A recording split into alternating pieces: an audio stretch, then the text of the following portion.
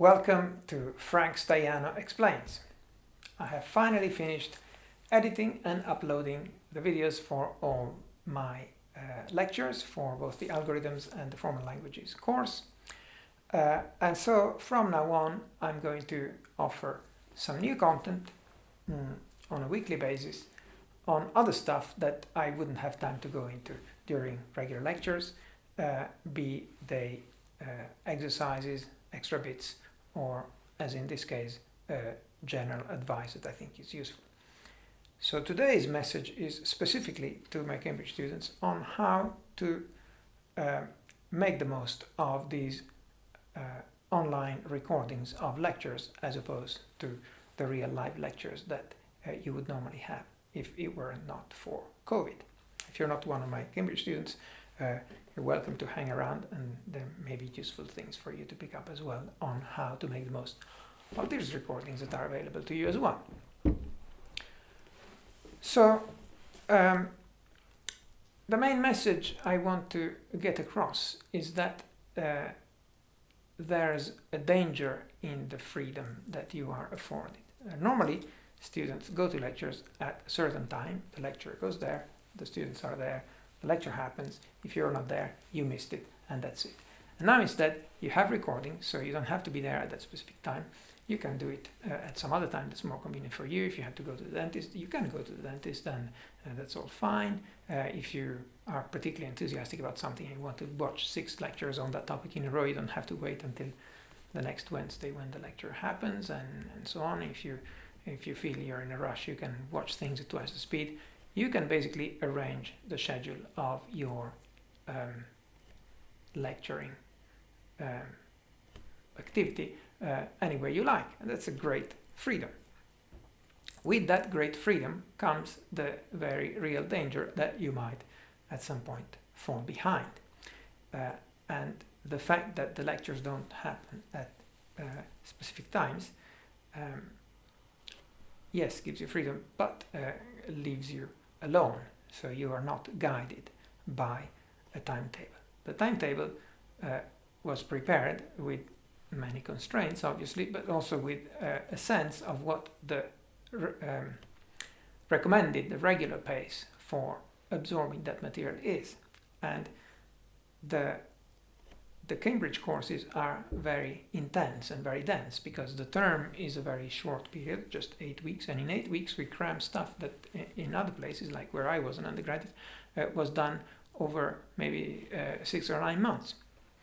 So in order to condense the material, for example, for the algorithms course, the textbook, as you know, is over 1,000 pages. And there's my lectures and the lectures of my colleague, in total 24 lectures. 24 lectures, we go over more than 1,000 pages.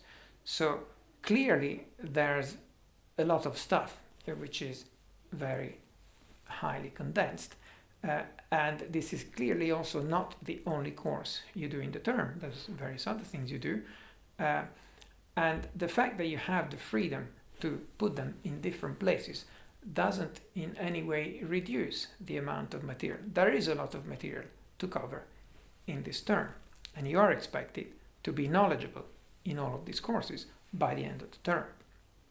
So the fact that you can move them around doesn't reduce the amount of stuff there is, and the fact that you can postpone them makes it unfortunately likely that you might at some point just let them slip and fall behind, and then not being able to catch up by the end of the term, after which there will be other things to do in the following term. So I had a very enjoyable phone call with my old teacher, Professor Mencuccini, who's always been my role model and who taught me when I was a first and second year undergraduate. And he watched some of these lectures that I just put up on YouTube, and he said, I like your material, I don't understand very much, but I think that you sometimes go very fast, and you have some situations, I think you were referring primarily to the discrete maths one, where you have some slides that are full of stuff. And are you giving your students enough time to write notes? when I was his student, he advised us, he gave us this fundamental method of studying at a lecture by taking notes. So you come to the lecture with a paper notebook, the kind of notebook where you can't take the pages out, so everything is there and you're never going to lose a leaf by taking notes on a single page and then not finding it next time. And as the course goes on, your wonderful fountain pen, you get it out and you take notes. You take notes means when there's something important, you write it down so that later on you have a record of the important things in the lecture. And he made a point of writing on the blackboard anything that was important and that needed to be taken down. And he made sure that he would write at such a pace that we could copy down the stuff that he had on the whiteboard or on the blackboard. So of course you could write down more things if you felt like, but at least the thing that he put on the blackboard he wanted us to have in our big notebook. And he observed that some of the stuff I was doing, particularly stuff based on pre-prepared slides, there would be no chance to transcribe. So he said, well, are you giving your students the slides? And I said, well, unlike what you did to me, where we had only the lectures, here I'm also giving students a handout, which you can actually get from the link below the videos for the corresponding course.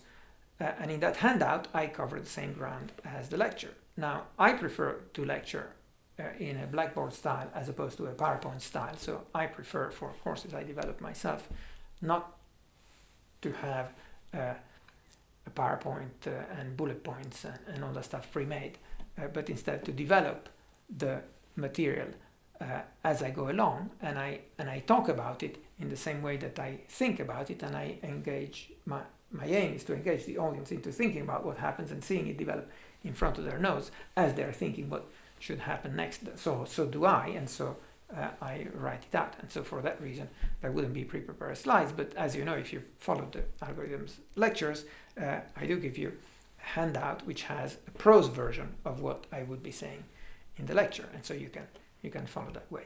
So the point of taking notes is not because without the notes you wouldn't have a record of what I said in the lecture, because I give you the handout, and in this case you even have an actual recording of what I said in the lecture. So clearly the notes are not necessary for that reason. They are however important for another reason, which is that the aim of this is learning. The aim of this is for this knowledge to be transferred into your brain. And your act of taking notes helps with that process, much more than if you just sit there and watch and listen and maybe fall asleep or maybe check Facebook at the same time. So you have to engage with the material in order to become a master of it. And the intelligent way to take notes is to listen to what the lecturer says, figure out what's important, so analysis of what you hear, what is context, what is fluff, and what is core, and get this core out and re-synthesize it in your own words and write down those words. That is, of course, much more difficult and much more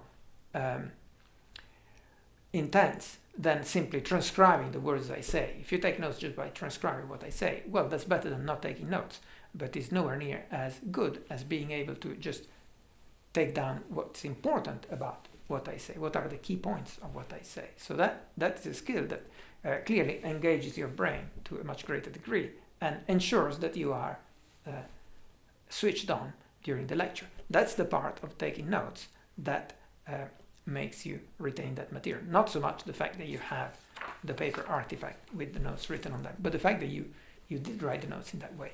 That's what is important.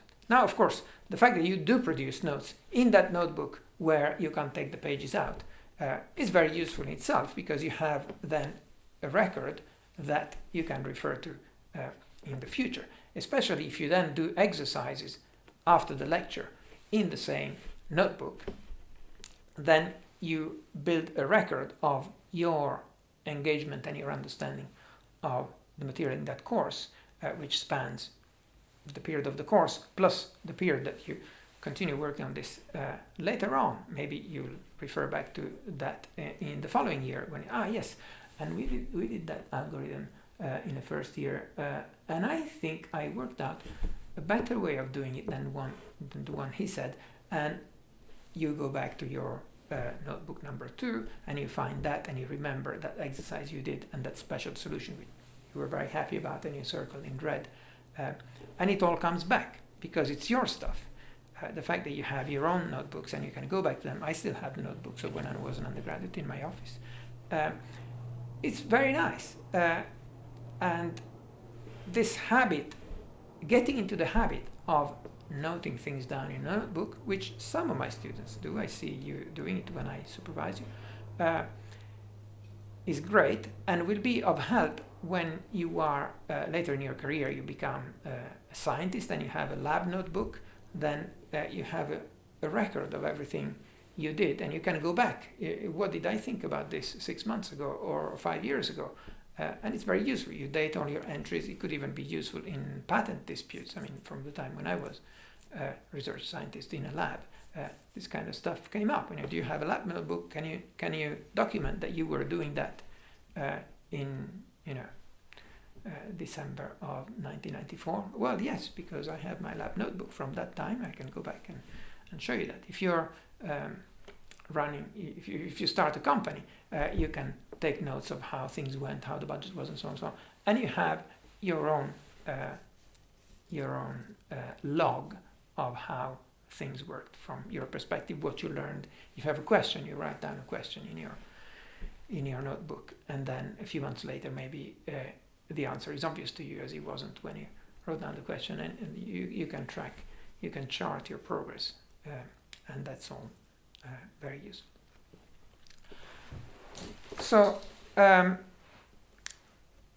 the fact that the recordings of the lectures are available to some people is a reason for not taking notes, because, well, what's the point to take notes?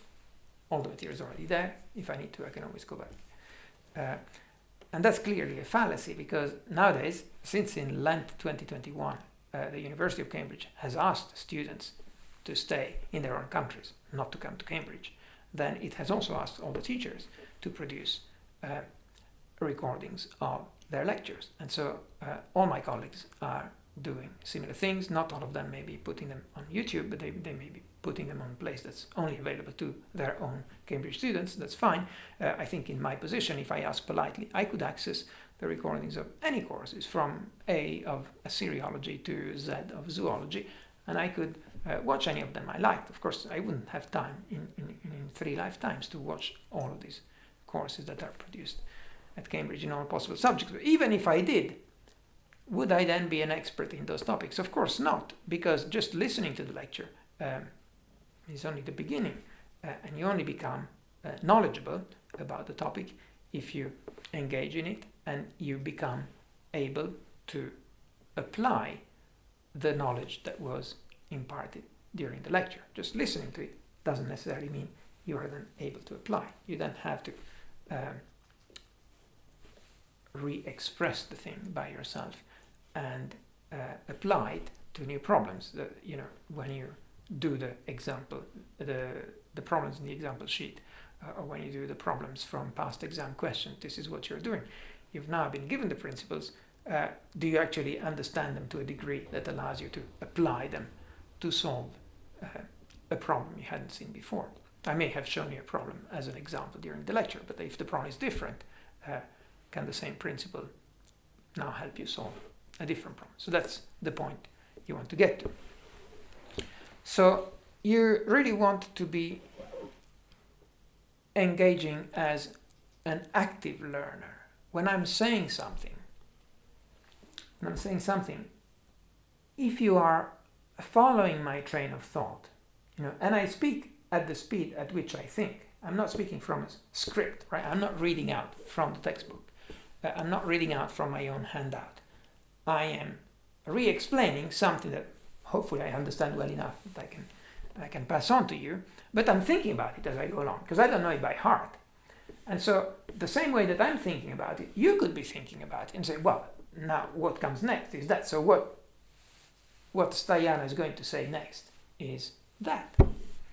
And if you anticipate what the professor is saying in your head, and then I actually say that, then great. Then you are really on board. And you should aim to do that during the lecture. Say, well, okay, so he's going to that.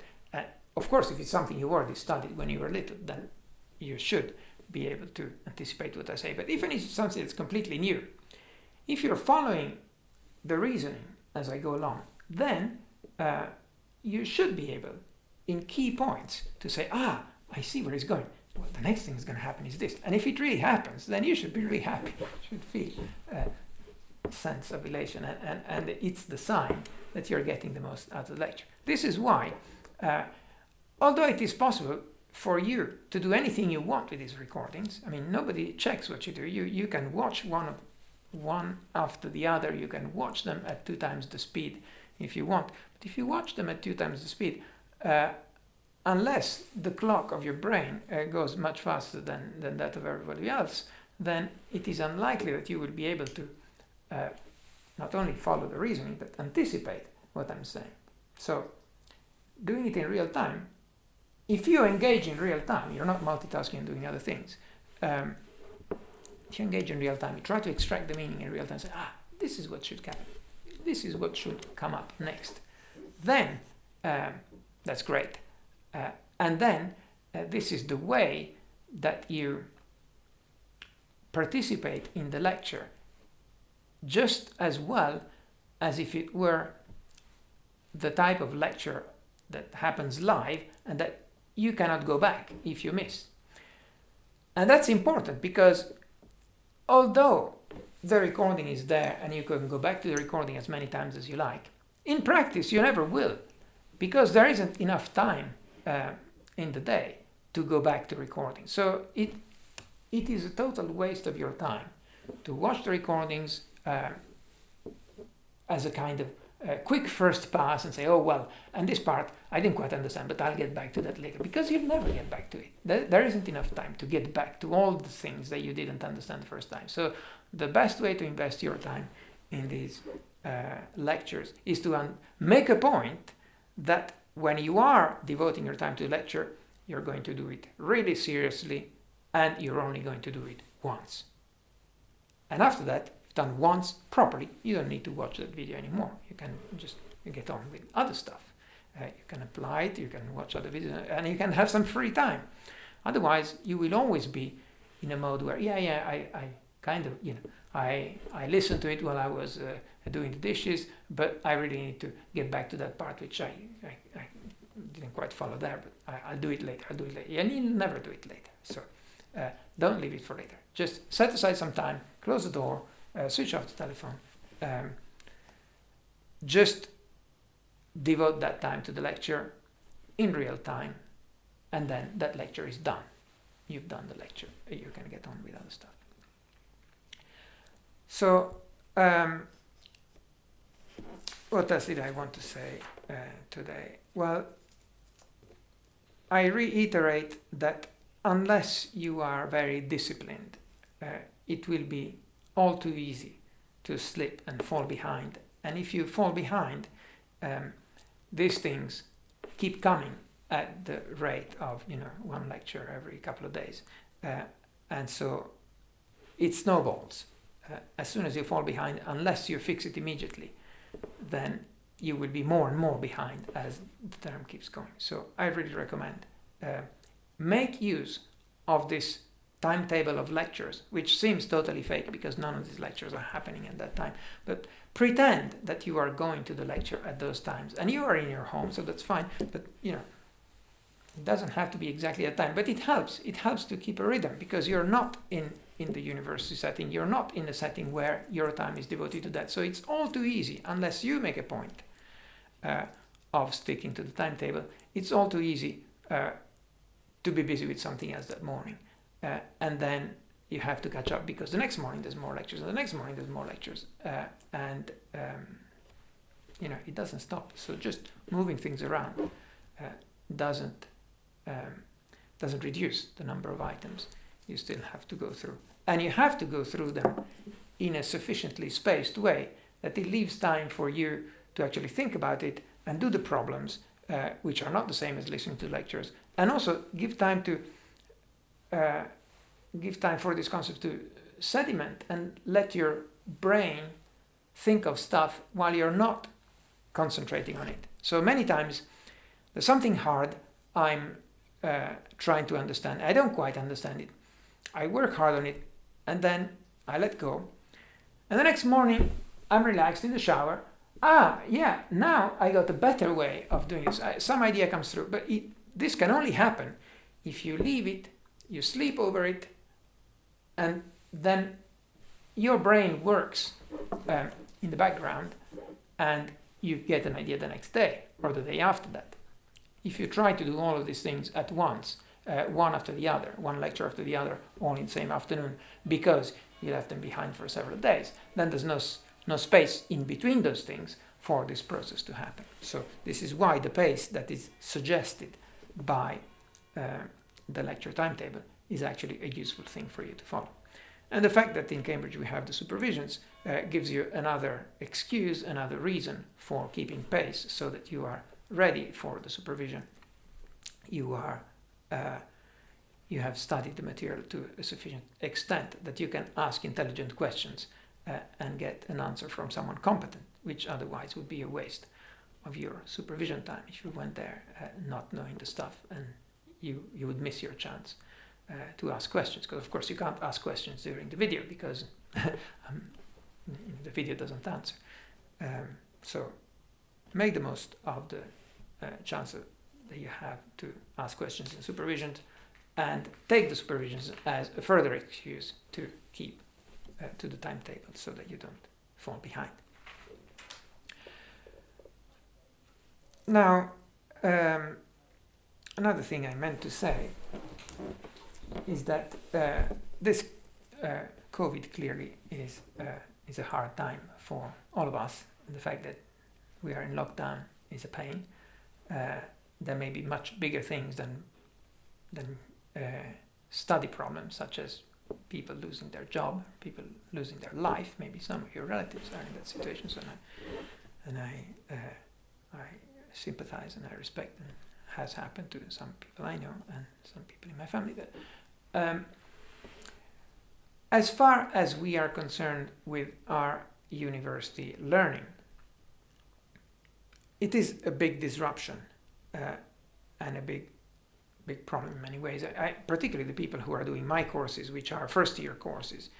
You joined Cambridge in October. It means you basically never experienced the real university setting in which you live here, you go to lunch and dinner with your friends, and you go to lectures together, and blah blah. All of this has been taken away from you, so you may feel life is so unfair, and I'm having to do things in circumstances that are much harder than all my colleagues, and that's true, and I sympathize. And if you need help, be sure to talk to your lecturer, your director of studies, your tutor, whoever. We are all here to help you, and we are keen that you don't miss out just because COVID is happening. And shit happens all the time, and COVID happens this year, something else happens another year. But also think that in every crisis there's an opportunity. That's a famous saying, but I'm not just pulling out cliche. I'm actually urging you to think of what are the good stuff that actually come out of this. Well, in my case, I had wanted to produce proper recordings of my lectures for many years. In fact, that's why I already had recordings of past lectures that I had taken, with the view that one day I would tidy them up. And they're not the only recordings I have. I had them from many years going back. But I could never find the time to, learn on video editing and actually doing it. It takes an enormous investment. But because of COVID, I was basically forced to do it as well. I meant to do it for a long time. Now I'm doing it, and then I launched this channel, and now I'm here. And after all the work, I'm very happy I did.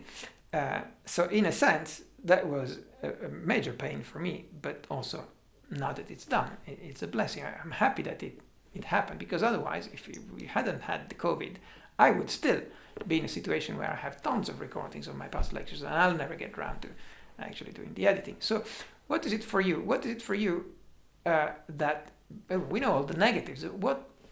In which way has COVID been good to you? I mean, maybe the fact that you do get the recordings, which you would have otherwise never got, at least from me, recordings of my lectures. What are the good aspects of COVID for you, of your university experience under COVID? How can you profit from it? If you hadn't thought of anything that was positive, can you now actively think of something where this makes it better? Or if you haven't found anything yet, can you think and then make it happen for you? There must be some opportunity that makes this better than it would be otherwise, and then make the most of that part. Now, if you are not one of my Cambridge students, because ultimately, as the channel grows, the majority of the people watching these videos will not be my Cambridge students, then what's the opportunity for you? Well, you are getting exactly the same lectures as my real students. So you have the same starting position. You are on the same starting line. You get the course notes just like they do. You have access to the same textbook. I mean, I'm pointing them at textbook. You can buy the same textbooks that they buy. I mean, some of them buy it, not all of them.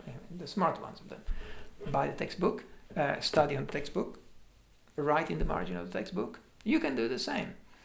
And of all the other non-Cambridge people who watch these videos, only a small minority will actually do all the things that the people who are watching it for university will do.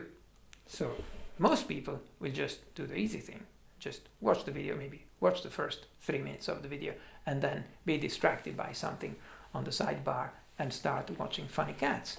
And of course, you are free to do that, but that's not going to be conducive to you becoming a very good computer scientist. But you have exactly the same chances as the people, as the elite of students who have been admitted to Cambridge, to become an excellent, an outstanding computer scientist, the kind of computer scientist that all the top companies in the world would compete to hire. You can become one of those, because you have exactly the same materials at your disposal. You have the same lectures that they get. You have the same course notes that they get. You have the same textbook that they buy. You can buy the same textbook, and so on. It's just up to you what you do with it.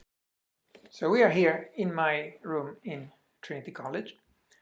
And Trinity College has a motto that I am especially proud of. It says, Virtus vera nobilitas. It's in Latin, of course. And what does it mean?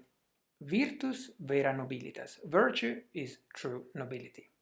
Trinity is a place with a centuries-old tradition and with many famous people, like in the likes of Isaac Newton and J.C. Maxwell and Srinivasa Ramanujan and Bertrand Russell and so on.